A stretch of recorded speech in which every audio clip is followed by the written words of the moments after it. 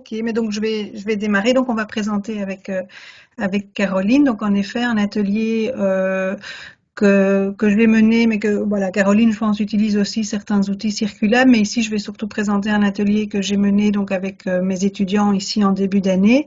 Donc c'est un atelier autour de l'économie circulaire qui utilise donc des outils développés en effet par le réseau Circulab. Alors peut-être juste avant de démarrer, peut-être quelques mots sur ce fameux réseau Circulab, cette communauté, hein, voilà, communauté, réseau, ce sont parfois deux termes que l'on utilise. Alors communauté, je pense, est plus fort. Donc voilà, ici c'est surtout une communauté, donc en fait de personnes qui se sont formées à différents outils donc d'intelligence collective pour en fait activer l'économie circulaire au sein d'entreprises, mais également d'organisations, d'écoles aussi. Voilà, et donc moi je me suis formée il y a, je dirais, 3 ans, voilà, Caroline un petit peu après. Voilà, et ce que j'ai beaucoup aimé moi au niveau de ces outils et surtout de la philosophie de Circulab, c'est vraiment cette idée de se dire mais qu'on est tout petit parmi ce système vivant et que voilà que l'on doit prendre soin de notre planète et voilà donc c'est surtout ça moi que j'ai beaucoup aimé, donc je me suis intéressée d'un peu plus près aux outils et puis je me suis dit que ça pourrait vraiment être intéressant d'implémenter ça à l'EFEC avec nos étudiants. Voilà, donc ici vous avez le manifeste qui est présenté, mais de toute façon vous pouvez retrouver toutes ces infos. Ils ont un site internet qui est très bien fait. Vous pouvez retrouver toutes les infos. Et donc en fait, lorsqu'on suit une formation, donc c'est une formation de 2 jours que moi j'ai suivi en présentiel, Caroline aussi. Je pense qu'il y a des possibilités en ligne aussi. Donc c'est 2 jours de formation. Et donc après cela, on devient en fait quelque part consultant certifié et surtout on peut en fait utiliser les outils avec les étudiants. Et ils ont vraiment développé, donc suite à, moi je crois que j'étais une des tout premières profs à suivre cette formation. Et donc suite à cela, on a discuté, justement ils sont très ouverts à la discussion et donc on en a discuté. Moi j'ai dit oui, c'est un peu compliqué en tant que prof, on a peu de budget, etc. Et donc ils ont vraiment été super ouverts. Ils ont développé une offre pour les écoles, les hautes écoles, universités. Et depuis lors, d'ailleurs, en France aussi, ils ont pas mal d'écoles avec des professeurs qui se sont formés, ou alors les écoles qui font appel aussi à des consultants. Et donc ici, vous avez justement une petite carte avec la présence de tous ces consultants qui ont suivi la formation. Voilà, évidemment, le gros se trouve en France, mais vous en avez un peu partout. Et en Belgique, je pense qu'à l'heure actuelle, on est 6 à être formés à ces outils. Mais voilà, je pense qu'après, il y en a plus qui les ont déjà utilisés parce que certains outils sont aussi ouverts. On peut se les procurer sur le site internet. Et voilà, et donc le fait aussi d'en parler autour de nous, ça fait après des petites graines. Et alors pour la petite anecdote, la seule qui est certifiée au Canada, à Vancouver, en fait c'est une Belge que je connais. Voilà, donc ça c'est juste pour la petite anecdote. Voilà, alors pour la suite, attends, voilà. Pour la suite, on va d'abord commencer par faire une petite, enfin, je vais vous demander d'un petit peu réfléchir. Donc, l'économie circulaire, c'est quoi? Donc, avant de commencer, j'ai envie d'un peu savoir voilà, ce que vous pensez qu'est l'économie circulaire. Et donc, je vais vous demander de participer à un petit WooClap, mais je vais basculer directement dans le WooClap, ce sera plus facile. Vous me dites si vous voyez toujours mon écran. Oui? Est-ce que Oui, oui, c'est bon. Ok, parfait. Voilà, donc vous pouvez y participer soit avec le code QR, sinon vous allez sur WooClap et vous entrez le code respect. Euh, voilà, je vais voir. On va attendre 2 minutes pour voir que tout le monde puisse s'inscrire. Voilà, je vois qu'on est déjà. Je pense que tout le monde s'est inscrit. Non, on est combien au total? Voilà, moi je pense que c'est bon. Voilà, ben donc voilà, vous donnez en fait ces nuages de mots. Donc vous me citez quelques mots qui vous viennent à l'esprit quand on vous parle d'économie circulaire. Donc réseau prof en transition.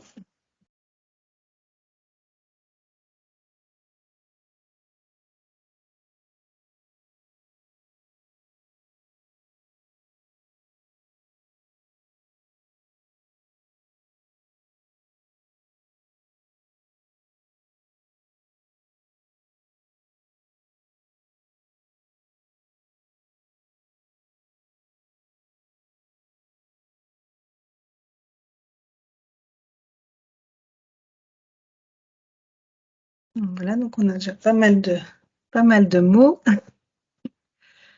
Ressources qui vient en premier lieu. Donc les mots qui sont en gras, ce sont les mots qui sont les plus cités.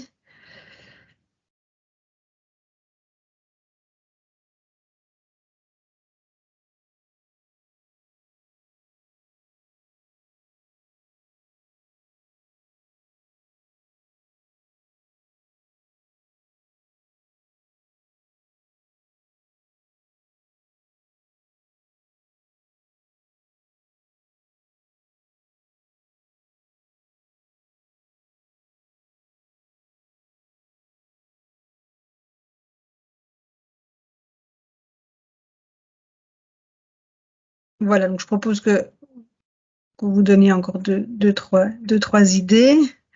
Mais voilà, je vois qu'il y a pas mal de choses. Donc, ressources, déchets égale ressources, cradle to cradle, éco-design, local, réutilisation. J'ai vu économie de la fonctionnalité, cycle de vie, hein, qui est celui qui apparaît un des plus souvent, les limites planétaires, euh, circuit fermé, boucle, euh, recyclage, penser, repenser, on peut dire. Voilà, mais en tout cas, merci pour toutes vos idées. Je vois aussi donuts, bio, biomimétique. Voilà, mais donc, voilà, et au niveau de l'économie circulaire, c'est quelque chose d'assez large, hein. Voilà, je pense que tout ce que vous avez cité en fait partie. Voilà, vraiment l'idée de l'économie circulaire, c'est de se dire ben, on essaye de réduire l'utilisation des ressources et également aussi réduire les déchets et la pollution. Et donc tout ce qu'on peut faire vraiment pour réduire cette pression sur ces ressources et tout ce qu'on peut faire pour réduire les déchets peut rentrer vraiment en ligne de compte dans l'économie circulaire. Alors, ce que je propose, c'est de revenir maintenant à mes slides. Et je vais laisser maintenant Caroline, la parole à Caroline, voilà, par rapport à l'économie circulaire. Je lui Alors, laisse la parole. voilà. Donc, après ce moment d'émergence d'idées, ça vaut la peine parfois de s'arrêter un petit peu et de choisir un modèle. Il y a énormément de modèles en fait qui permettent d'expliquer l'économie circulaire. Il y a notamment les 7 piliers qui ont été développés par l'Agence de la transition écologique ou le fameux papillon de la Fondation Ellen MacArthur. Nous, on a choisi de travailler avec la Value Hill. Donc, désolée de le dire en anglais, mais en fait, c'est vraiment le terme qui revient très très souvent et qui sera plus facile à retenir. Alors pourquoi la Value Hill? Parce qu'elle permet vraiment de mettre en évidence le pourquoi de l'économie circulaire. Donc si tu peux cliquer Charlotte sur... Voilà, alors dans l'économie linéaire, donc on voit bien les 3 piliers, donc le pré-usage, l'usage, le post-usage. Donc comme vous l'avez dit très bien dans les mots qui sont sortis dans le WooClap, on a parlé du cycle de vie. Donc l'économie linéaire, c'est vraiment une création de valeur qui repose essentiellement sur la consommation de ressources. On a besoin de ressources, on les utilise afin de réaliser un service ou un produit fini. Mais très souvent, ces objets, ces services créés deviennent obsolètes. Et c'est à ce niveau-là qu'intervient donc l'économie circulaire. Alors, je voudrais juste mentionner que le value wheel donc, est utilisé, a été créé par le Circular Economy, mais qu'il a été repris et réillustré, c'est la version que j'ai choisie, par la fresque de l'économie circulaire.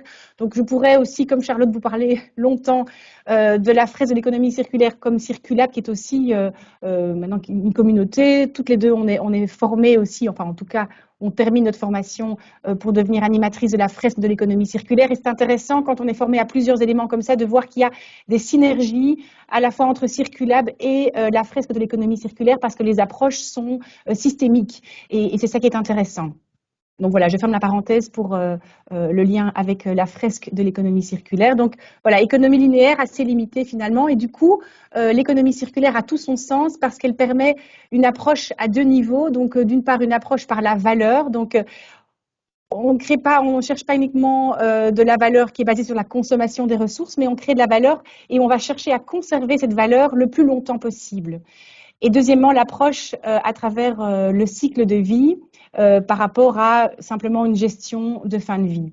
Donc, ce qui est intéressant dans ce modèle de Value Hill, c'est qu'elle permet une catégorisation qui est basée sur le cycle de vie. Donc, on est avant. Avant, qu'est-ce qu'on peut faire? On peut déjà commencer par réduire sa consommation, penser aux impacts de l'extraction, aux impacts de la production, aux impacts de la distribution. Ensuite, le deuxième pilier, voilà, il y a l'usage, donc on va optimiser cet usage. Et le troisième pilier, qui est le post-usage, c'est voilà, ça a été produit, c'est sur le marché, qu'est-ce qu'on peut en faire? Comment est-ce qu'on peut faire recirculer cette matière?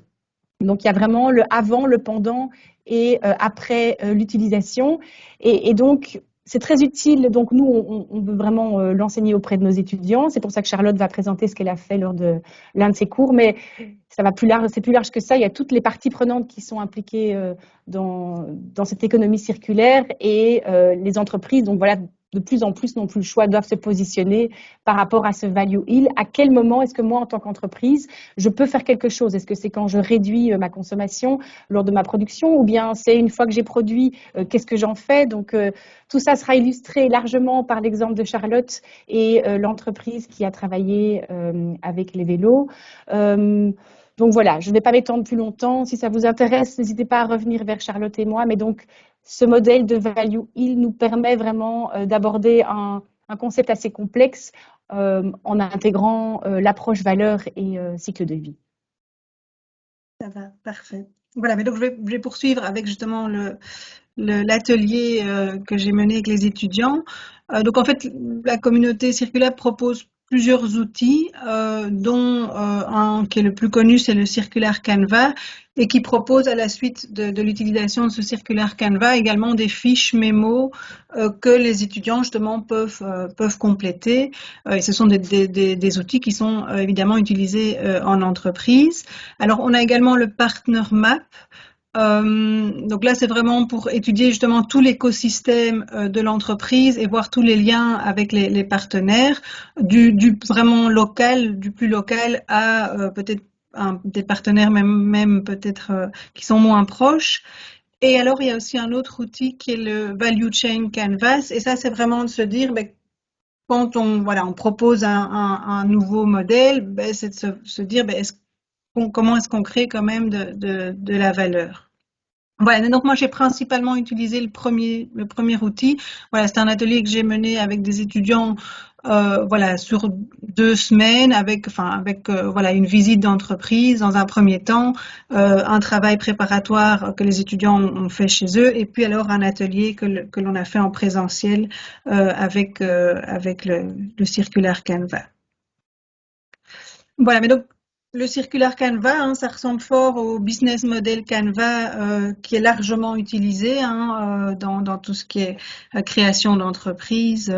Voilà, donc il ressemble assez fort. Simplement, voilà, il y a des éléments qui ont été ajoutés, qui ont été précisés. Donc, par exemple, au niveau des ressources qui sont utilisées, on a la distinction entre ressources naturelles, ressources techniques et ressources énergétiques.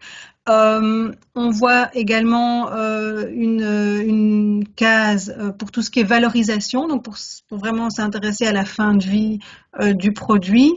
Et ce qui est surtout intéressant, c'est les cases qui sont tout au-dessus, donc les impacts positifs et les impacts négatifs au niveau social et au niveau environnemental. Donc c'est de se dire à chaque niveau, que ce soit au niveau des activités, au niveau même des partenaires, au niveau des ressources qui sont utilisées, au niveau de la proposition de valeur et de l'utilisation, et également tout ce qui est valorisation, donc fin de vie, quels sont les impacts négatifs et quels sont les impacts positifs. Et donc en fait, ce que j'ai fait, moi j'ai visité une entreprise avec les étudiants et donc ils ont complété la situation en fait de cette entreprise, et l'idée après c'est de réfléchir ensemble à travers un travail de groupe, à travers l'intelligence collective, et de proposer des pistes d'amélioration pour réduire les impacts négatifs et entraîner plus d'impacts positif. Et alors évidemment, on a quand même tous les aspects revenus et coûts qui sont importants parce que certaines améliorations peuvent justement apporter des nouvelles sources de revenus, peuvent permettre de réduire certains coûts. Donc l'aspect économique est également présent, évidemment. Voilà, donc moi ce que j'ai fait, c'est que je suis partie à la recherche d'une entreprise. Alors j'ai voulu quand même choisir une entreprise qui était déjà active au niveau de l'économie circulaire pour que les étudiants puissent déjà quand même voir un exemple. On s'est rendu sur place, hein, donc c'est un Recycle, en fait c'est un magasin de vélo qui est situé à Waterloo et qui a ouvert en... Donc l'idée c'est de récupérer des vélos et de les remettre à neuf, enfin à neuf entre guillemets, il paraît qu'on peut plus utiliser cette notion, mais voilà, remise en état de marche, presque parfait, et voilà, et de les revendre à des clients. Et donc, voilà, c'est une entreprise qui existe depuis, ils ont démarré au niveau pendant le Covid en fait, et donc ça a été un peu dur au démarrage de trouver justement ces vélos à remettre à neuf, voilà, ils ont organisé, je crois, certains événements. Voilà, ils se sont pas mal développés, c'est un chouette endroit, et depuis peu, ils ont été en fait rachetés par D'Ieteren avec la fameuse marque Lucien, et donc Recycle fait maintenant partie du groupe D'Ieteren. Et en fait, pour eux, je pense que c'est important. Ça leur permet d'avoir justement des sources d'approvisionnement plus sûres, vu que ça constituait vraiment un problème pour eux. Et j'imagine qu'il y a tout à fait d'autres aspects aussi qui seront positifs et peut-être d'autres moins positifs. Voilà, mais l'idée, c'était vraiment de partir d'un cas. Et donc, voilà, c'est vraiment des très, très chouettes personnes. Ils sont super ouverts pour travailler avec des étudiants.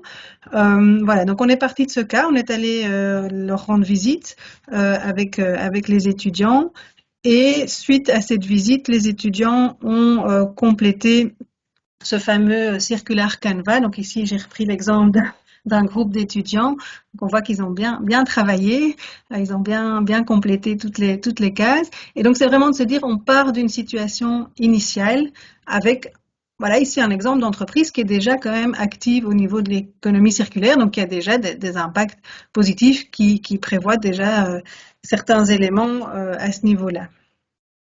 Alors, moi, je les avais rencontrés avant, parce que c'est une entreprise aussi avec laquelle on va travailler pour une semaine internationale sur le thème de l'économie circulaire.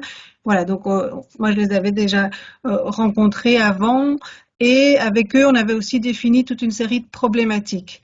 Par exemple, tout ce qui est approvisionnement en vélo, qui était tout à fait aléatoire, avec des tailles différentes, des marques, voilà, des qualités aussi qui n'étaient pas toujours au rendez-vous. Et alors, ils se sont rendus compte, avec le boom du vélo suite au Covid, qu'il y avait très peu de fins de série en fait chez les vélocistes. Et donc, voilà, au niveau de l'approvisionnement, c'était vraiment assez aléatoire. Aussi, tout ce qui est pièces neuves, hein, parce que comme ils remettent à neuf, ils ont quand même besoin de pièces neuves.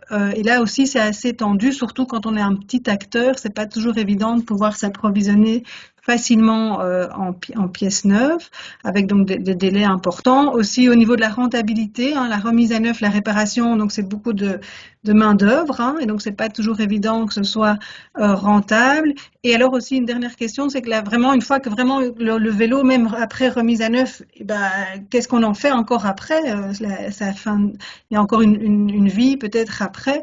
Et donc là, voilà, ils ont des partenariats avec des vélos qui partent vers l'Afrique, mais donc voilà, il y a aussi cette problématique-là, mais qu'est-ce qu'on fait encore après, une fois que les vélos ont eu une seconde vie, ben, qu'est-ce qu'on fait de la troisième vie ou autre.